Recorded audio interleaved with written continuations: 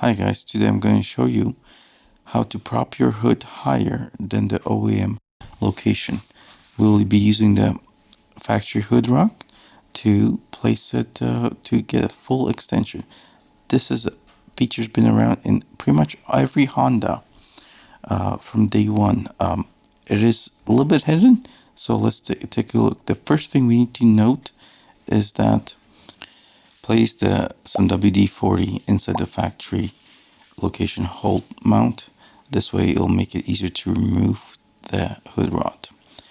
Next, let's take a look at where the location is. It's next to the fuse box, and you'll see this little hole inside where you can place it. That corresponds to, on the left side of the hood, a little notch where you'll be able to place it.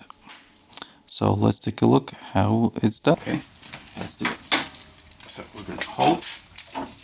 We're twisting it with our arm, and this should just pop right out. There we go. That's very smooth now. Now we're going to take it.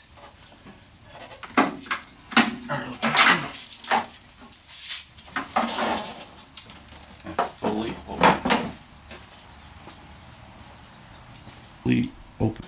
Don't forget to like and leave any comments and what DIY you'd like to see next be done.